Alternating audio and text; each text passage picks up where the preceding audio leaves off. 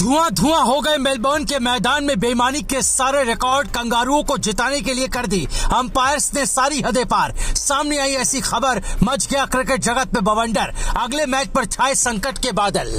नहीं हुआ धोनी से लेकर सचिन को यकीन, यशस्वी के साथ घटना घटी गंभीर। एक विकेट को लेकर मचा मेलबर्न में ऐसा बवाल, खड़े होने लगे सोशल मीडिया पर ढेरों सवाल। सामने आई अब ये बहुत बड़ी खबर। कौन है वो अंपायर जिसके चलते हुआ टीम इंडिया को तगड़ा नुकसान? सामने आया कंगारुओं का असली प्लान। बेईमानी ना होती तो टीम इंडिया की ट्रॉफी होती। सिडनी मैच से पहले आया बड़ा अपडेट।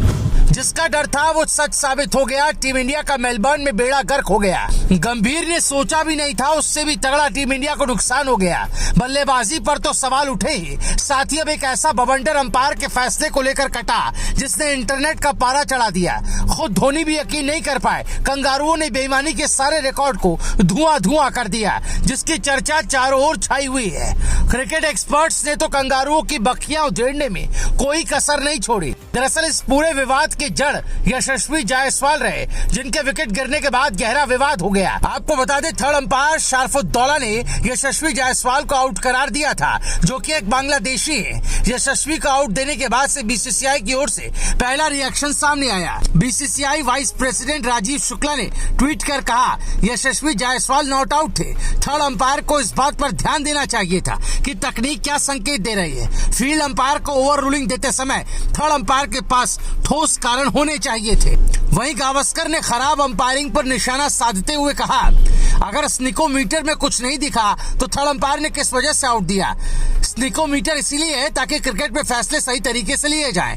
अगर उस पर कुछ नहीं था तो थर्ड अंपायर को फील्ड अंपायर के साथ जाना चाहिए। इसके साथ ही संजय मांजरेकर ने कहा, इस तरह का फैसला मैंने अपने क्रिकेट करियर में कभी नहीं देखा। यह अजीब है, जब आपके पास कोई सबूत नहीं है तो कैसे आउट दे सकते हैं। खराब अंपायरिंग है। महान सुनील गावस्कर और संजय मांजरेकर के साथ ही इरफान पठान भी इस बात से नाखुश दिखे। हालांकि एक बात जो थी वो ये कि बल्ले से गुजरने के दौरान गेंद में डिफ्लेक्शन था। ये भी रोचक बात है कि गेंद कहीं लगती दिखी भी नहीं।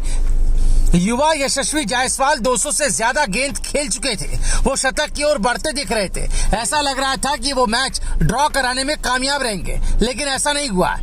रिपोर्ट्स की माने तो ये विवाद इसलिए हुआ क्योंकि रिव्यू में जब गेंद यशस्वी के बल्ले और दस्तानों के पास से गई तो स्निकोमीटर पर कोई हलचल नहीं थी। इसके बाद भी तीसरे अंपायर ने मैदानी अंपायर का फैसला बदलते हुए यशस्वी को आउट दे दिया।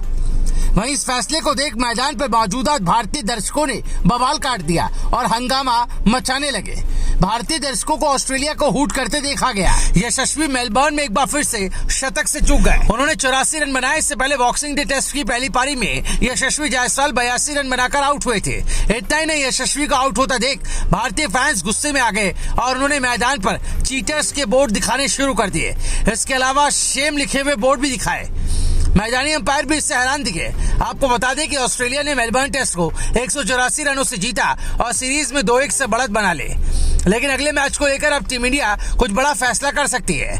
दरअसल बॉर्डर गावस्कर ट्रॉफी 2024-25 का आखिरी मैच अब सिडनी क्रिकेट ग्राउंड पर खेला जाएगा, जो अगले साल का पहला मैच होगा। टीम इंडिया को फाइनल की रेस में बने रहने के लिए उसे मुकाबले को हर हाल में जीतना होगा, वरना वो फाइनल की रेस से बाहर हो जाएगा। लेकिन सिडनी टेस्ट जीतने के बाद भी टीम इंडिया को फाइनल का टिकट नहीं मिलेगा। भारतीय टीम सिडनी टेस्ट जीतने के बाद फाइनल में जाएगी या नहीं, इसका फैसला ऑस्ट्रेलिया और श्रीलंका के बीच खेली जाने वाली 2 टेस्ट की सीरीज से तय होगा।